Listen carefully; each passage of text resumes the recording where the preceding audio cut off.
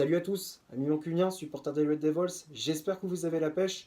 Moi pour ma part, je vais très très bien, je suis très content de vous retrouver pour un nouveau débrief. On va analyser cette rencontre qui opposait Manchester United aux Glasgow Rangers, match qui comptait pour la 7e et avant-dernière journée de phase de Ligue de la Ligue Europa. Victoire des hommes de Ruben Amorim, 2-1 à Old Trafford.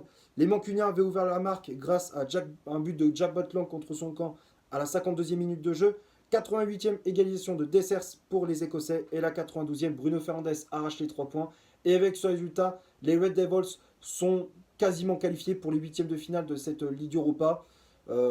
Cette compétition, cette Coupe d'Europe nous permet de souffler un petit peu par rapport à ce qui se passe en championnat où la situation est catastrophique.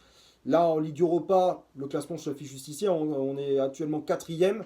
On a un pied en huitième de finale. En dernier match, on affronte le Steaua Bucarest. Là, il faudra gagner le dernier match pour assurer la place dans le top 8. Donc là, on est en ballottage favorable.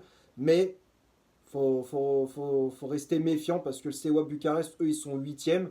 Et ils vont pas se laisser faire. Ils vont donner tout ce qu'ils ont pour justement assurer cette place également dans le top 8.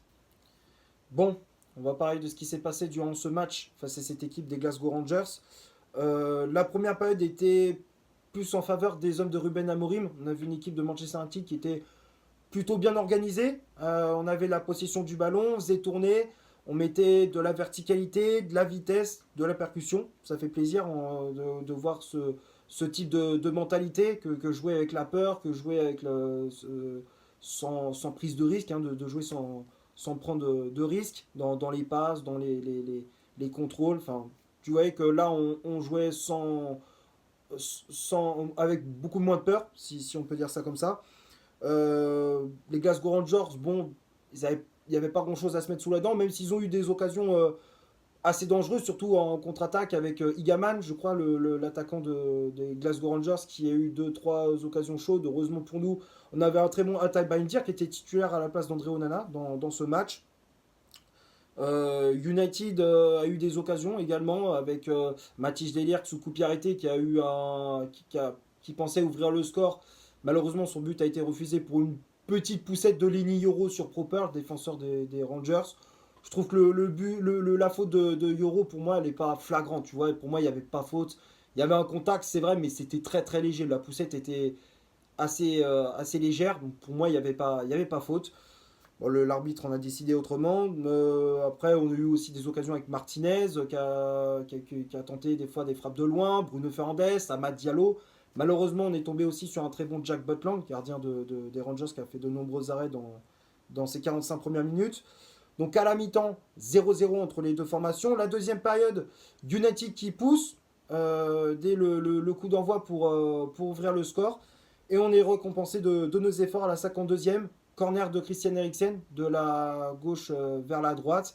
Et Butland qui se manque sur sa sortie. Le ballon, il a mal boxé ce ballon qui est rentré dans ses propres buts.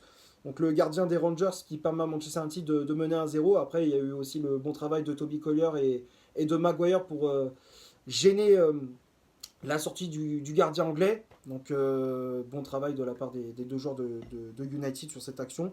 Donc les Red Devils mènent 1-0. Donc là, tu te dis, c'est bien. On maîtrise le match, on a l'avantage. On pousse, on essaie de mettre ce deuxième but, mais on n'y arrive pas. Ruben Amorim qui a fait des changements avec les entrées de Mainou, d'Ugarte ou encore de Tyrone Malacia. Et tu sens qu'au fur et à mesure de la rencontre, tu vois que United n'arrive pas à mettre ce deuxième but, n'est pas assez tueur devant les cages. Et les minutes passent, les Glasgow Rangers se montrent de plus en plus dangereux. Et à force de ne pas mettre tes occasions au fond, bah, tu payes cash. 88e minute, long ballon de Tavernier, le capitaine des Rangers, qui balance ce ballon loin devant pour Cyril Dessers qui prend le dessus sur Harry Maguire. Pour moi, il manque clairement d'agressivité sur cette action. Le défenseur anglais, l'attaquant des Rangers se retourne et derrière il enchaîne une frappe pied gauche à la terre. Tabayendir ne peut absolument rien faire. Un partout, donc les Rangers qui égalisent.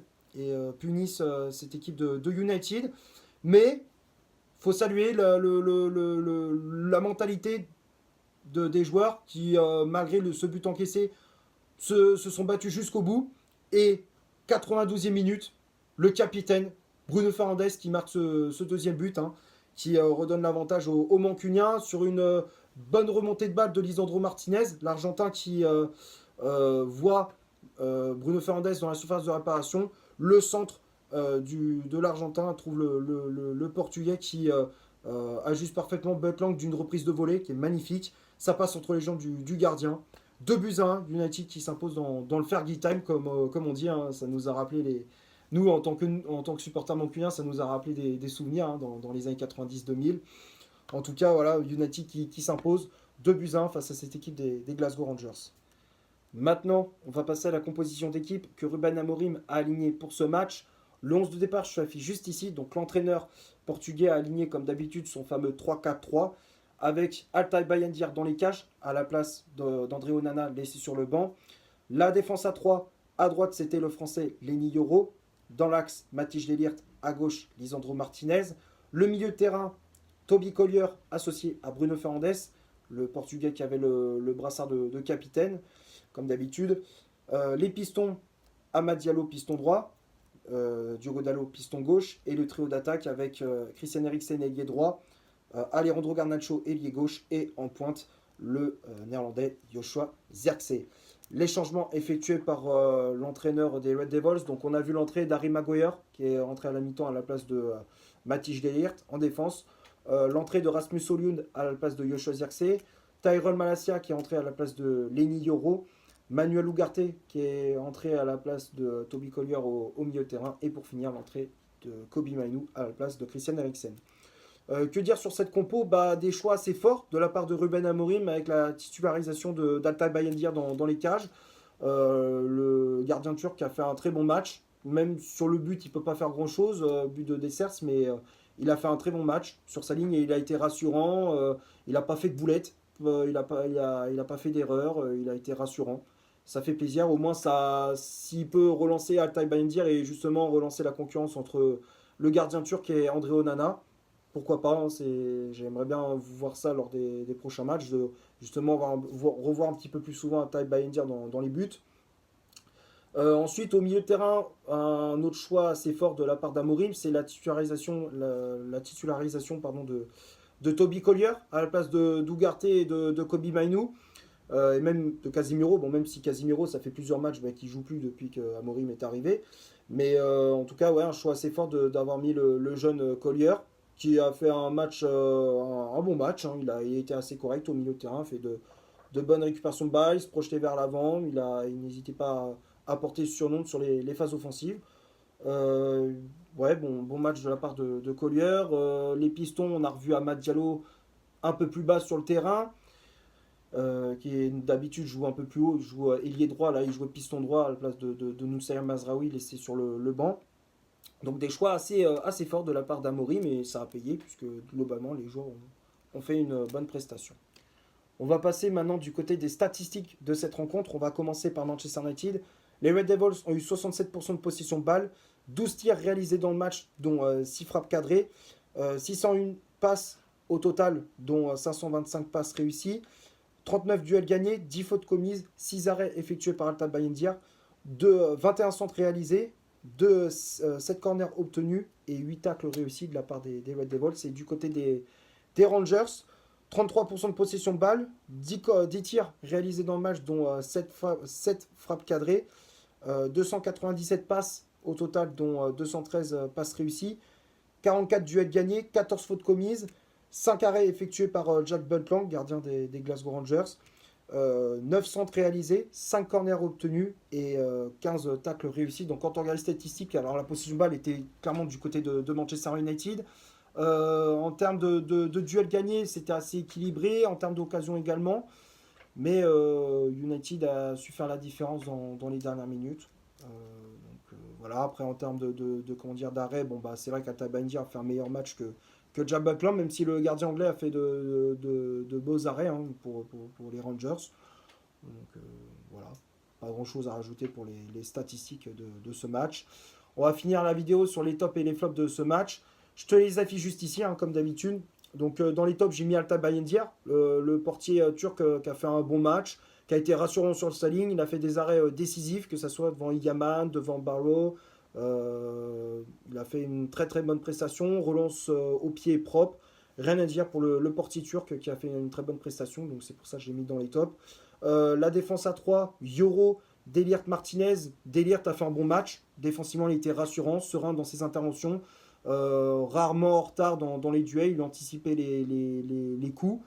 Bon match de la part de Delirte, de relance propre. Il aurait pu marquer, mais son but a été refusé pour une faute de Yoro sur Proper en première période. Mais sinon, bon match de Delirte. Martinez qui a été très très bon. Je le mets également dans les tops, qui n'hésitait pas à monter pour apporter le surnombre sur les phases offensives, n'hésitait pas à tirer de loin, passeur décisif sur le but de Bruno Fernandes dans les dernières minutes. Non, il a fait un bon match, Lisandro Martinez, il a fait un très bon match. C'est pour ça que je le mets dans les tops, tout comme Matthijs de Ligt. Lenny Yoro, je l'ai trouvé très moyen dans ce match. Je trouvais qu'il se faisait prendre de vitesse par moment.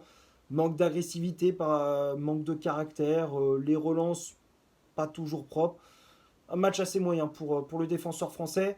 Le milieu de terrain, Toby Collier, Bruno Fernandes, les deux j'ai mis dans les tops. Toby Collier qui a fait une bonne prestation, qui a récupéré beaucoup de ballons, qui a mis de l'agressivité.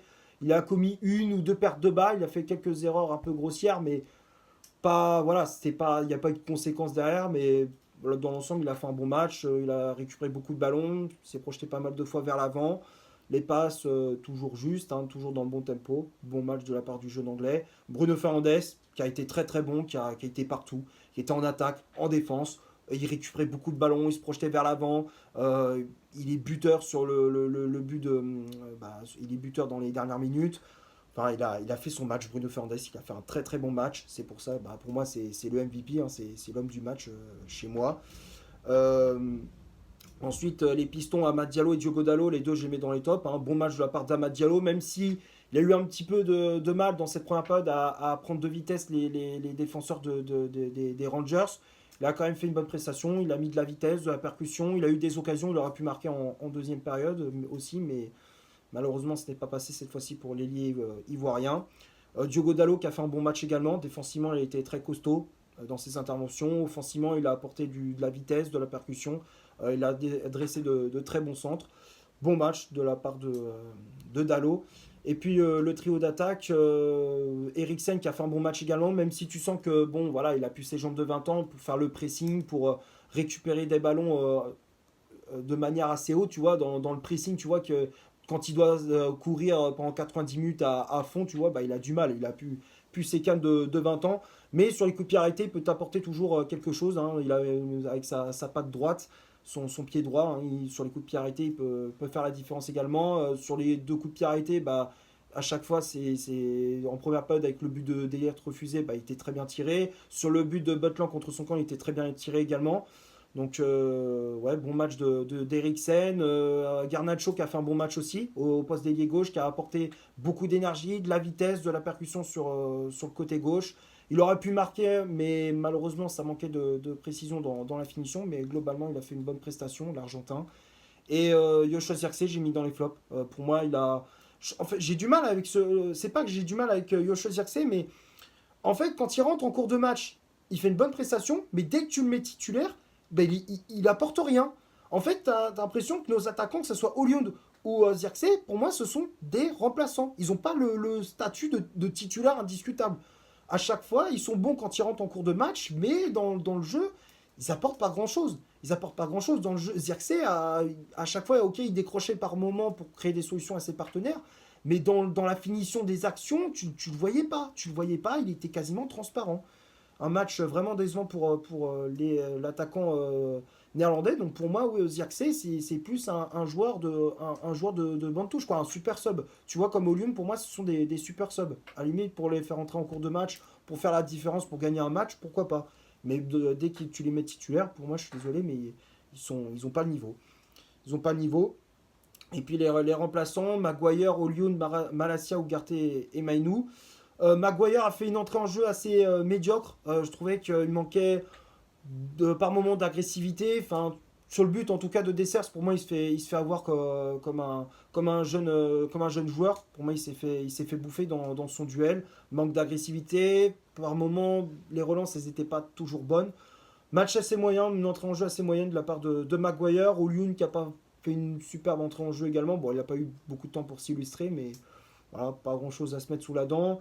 Malacia qui a fait une entrée en jeu assez correcte. Bon match de la part de Malacia qui a défensivement a tenu son rang. Bonne entrée du latéral néerlandais. Ugarte, bon, qui a pas été exceptionnel au milieu de terrain. Je trouvais qu'il était un peu nonchalant. Ouais, une entrée en jeu assez médiocre de l'Uruguayen. Et Mainou qui a fait une entrée en jeu correcte. Voilà, je pense avoir fait le tour pour ce Manchester United Glasgow Rangers. J'espère que le débrief vous aura plu. Si c'est le cas, vous laissez un énorme like, tu t'abonnes, tu n'hésites pas à me dire dans les commentaires ce que tu as pensé du match et de mon débrief. Partage la vidéo sur tes réseaux sociaux, Facebook, X, Instagram. Je t'invite à me suivre sur mon compte Instagram, pardon. Je te l'affiche juste ici. Et d'ici là, portez-vous bien. On se retrouve pour une prochaine vidéo. Ciao.